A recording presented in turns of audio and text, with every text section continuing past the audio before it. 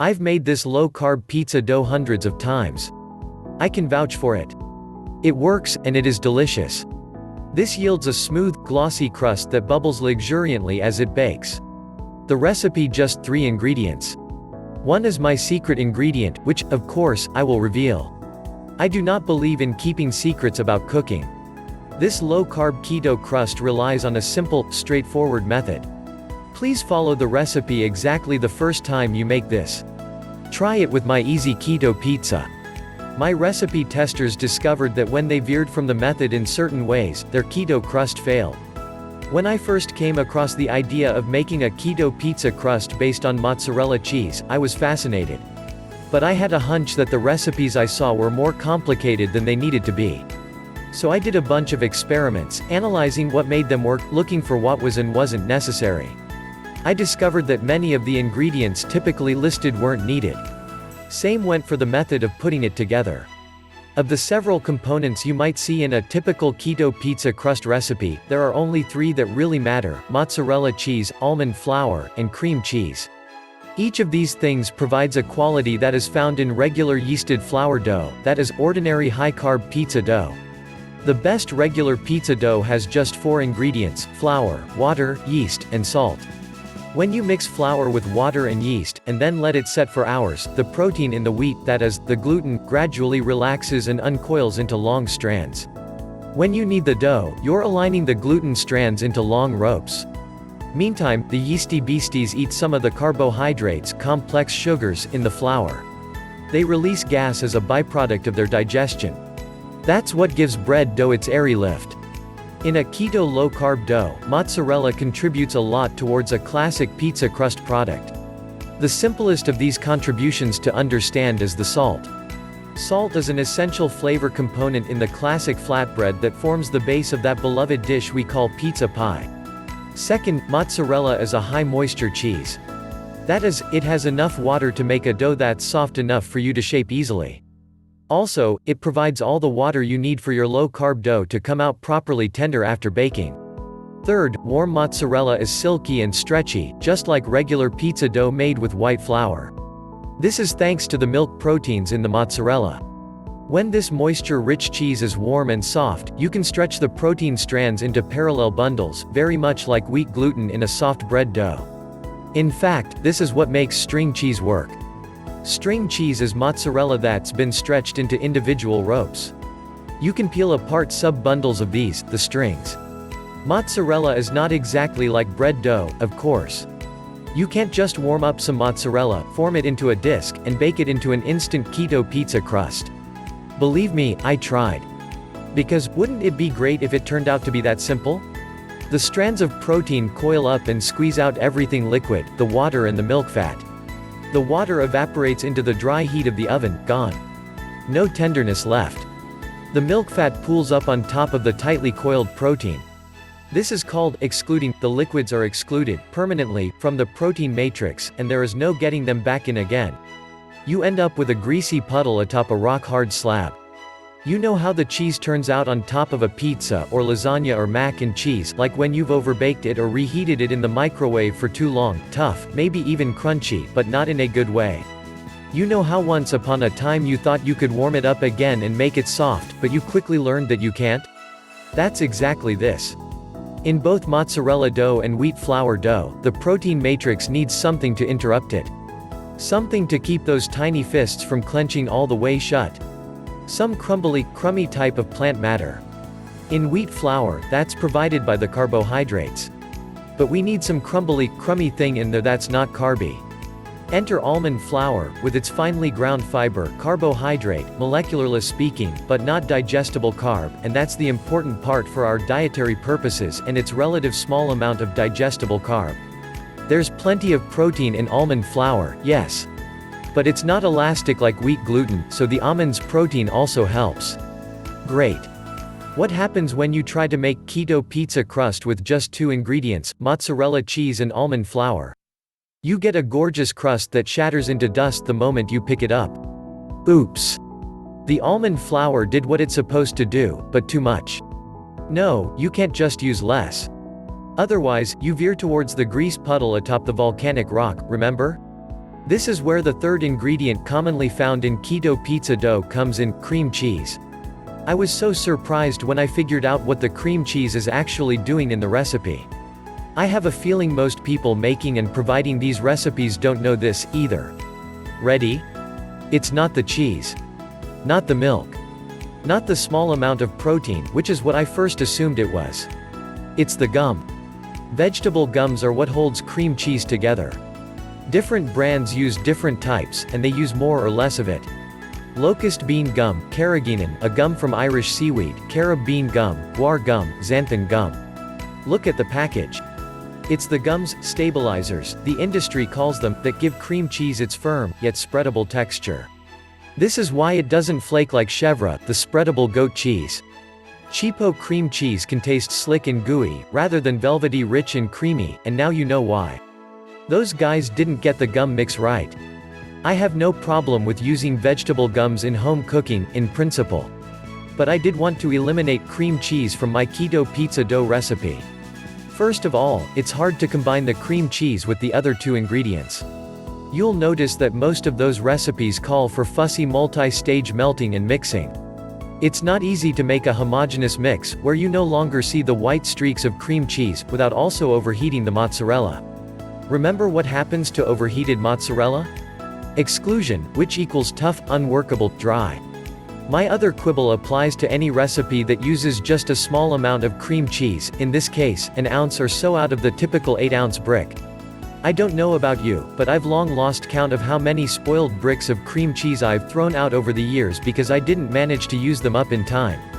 I open up a package with good intentions, but if I don't have a purpose that uses it up quickly, before I know it there's a crusty block of pink stuff shoved in the back of my deli drawer. Cream cheese is so glorious, and the discovery is always a heartbreak. My super simple low-carb pizza crust recipe does not use gums, though. I would like to go back and explore that idea. It uses a protein.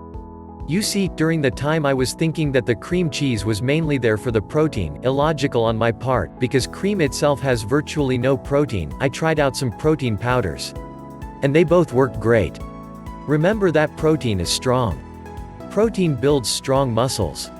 In food, protein provides firmness. Adding whey protein to my mozzarella almond flour combo lent it structural integrity. It didn't crumble, it was just like a pizza crust. Gluten powder did the same. Why didn't these powdered proteins behave just the same as the protein already in the mozzarella? I'm not certain, but I have what I think is a reasonable hypothesis. In this recipe, the protein powders don't spend much time mixed with moisture. I believe that they have enough time to form a firm matrix, but not enough time to become silky strands. That said, you might like to know what happens when you mix mozzarella and whey protein, sorry, I don't have Moz plus gluten experiment result, and make a 2-ingredient pizza crust that way. You get a gorgeous pizza crust, but it is perfectly floppy. You cannot pick up your pizza and have it stay flat. It's like Dolly's persistence of memory pizza. I had dialed in the only 3 ingredients I needed for a perfect keto pizza base: shredded mozzarella, almond flour and whey powder. Gluten works, but I can't vouch for it as strongly, as I've mainly used whey. Next I went after the recipe itself. I eliminated many steps and pieces of equipment from the typical keto mozzarella pizza dough recipes I found online. Here's what you do not need to do. No double heating of ingredients. No rolling pin. No working dough by placing it between 2 sheets of parchment, wax paper, plastic wrap, or foil. No kneading. Important. No poking holes in the dough, docking. I've put in a lot of research and experimentation developing the best recipe for easy keto pizza crust. It is foolproof, if you follow it exactly the first time you try it. After you've done this successfully once, you'll have a better grasp on how you can tweak this according to your own creativity. But please be aware that being more experienced with baking, especially pizza dough baking, can work against you here, because this product behaves so very differently from bread dough. And yet, miraculously, it comes out so very much like a normal pizza crust. Look at the interior texture of this crust. Here's what you absolutely should not do the first time you make this. Do not attempt to make several of these at once, for example, one for everyone who's gathered to dine. Make one at a time until you get the hang of this. Do not double the recipe so you can have a normal size pizza like from a pizzeria. This dough is so simple, but it's not forgiving. It does not want to stretch beyond its natural size. Do not knead it. The stretch of mozzarella dough is fleeting. It only lasts for several seconds, until it cools. As you knead it, you will miss your window for stretching it into shape. It is not bread dough, which gets stretchier and more pliable the more you work it. Do not overheat it. You will cause the mozzarella proteins to exclude the fat and water that is so delicately woven into the substance of the cheese. You cannot undo that. Here's what you should do to get a fantastic low-carb keto pizza dough.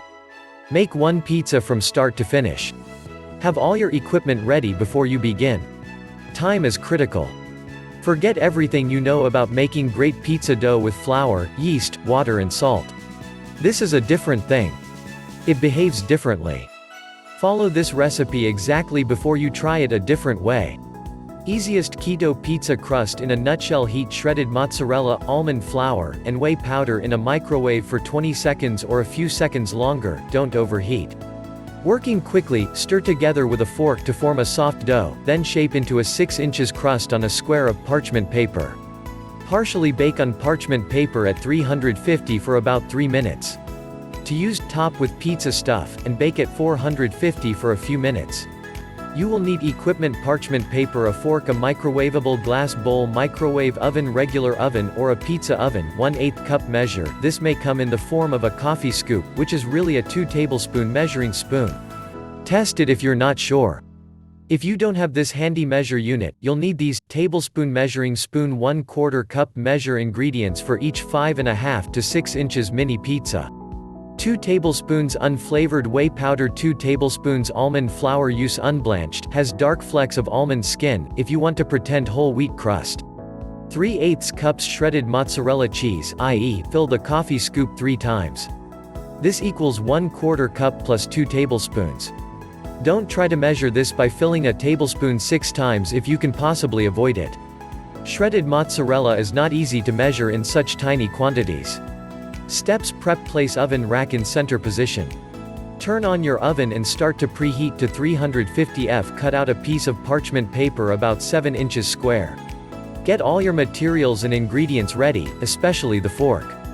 Make dough, measure into a microwave-safe bowl, whey powder, almond flour, mix the powders well with your fingers, breaking up any clumps. Add the mozzarella to the bowl and mix it with the powder. Use your fingers for easiest, best results. Microwave the cheese mixture for 20 seconds. Immediately stir the mixture with the fork. It should come together easily into a ball of pliable, soft dough. If 20 seconds isn't enough, try adding 2 more seconds. If that's not enough, add 2 more. It's critical not to microwave the cheese for too long. Cheese breaks easily in the microwave, meaning that the delicate web of proteins coils up tightly, squeezing out the fat and water. Once this happens, you can't undo it. Tip: make a note of how many seconds your microwave took, and write it down for next time. Tip: if you make another crust right after this one in the same bowl, you will need less time. Because the bowl itself will be hot. Shape crust: immediately remove the dough from the bowl and put it on the parchment. If you leave it in there too long, the heat from the bowl will overheat the mozzarella. It will no longer be soft and pliable. Immediately press the dough into a circle about 6 inches in diameter, using your fingers and palms. If you wait too long before shaping it, it will cool off, and then it will no longer be soft and pliable. If so, warm it in the microwave for 3 to 5 seconds. No more. You can turn it upside down and press again if you want a flat, even surface on both sides. Use your ruler to check the diameter. It won't get much bigger than 6 inches. If you can't easily get a 6 inches disc, the dough is too stiff. Bake crust: put the pizza and parchment directly on the oven rack. Do not use a pan. Bake 3 to 5 minutes at 350. You may or may not see big, loose bubbles. You may or may not see a slight hint of golden brown. It might seem to be underdone. That's perfect, because you're going to bake it again, with the toppings. Put the crust, parchment and all, on your kitchen counter. Flip the crust upside down, still on the parchment. The side that faced the oven floor should be golden brown, with darker lines where the oven rack was. The dough will be floppy and soft. This is what you want. As it cools, it stiffens. Don't be tempted to bake it longer at this point. If you do, when you bake your pizza, you'll overbake the crust, the water and fat will render out, and it will become a tough, tasteless, giant mozzarella crisp. You can make your pizza now. If so, turn up your oven 450, put on the toppings you want, and bake for 3 or 4 minutes. This is where you can move on to my favorite thing to do with this easy keto pizza. You can also butter it and bake it for a few minutes. That's really good, too. In fact, you can use this anywhere you'd want a flatbread. Or, you can set aside the crust and make pizza later. If so, let it cool at least 2 minutes before you move it. Refrigerate, or freeze, or just leave out for a while. Thanks for watching.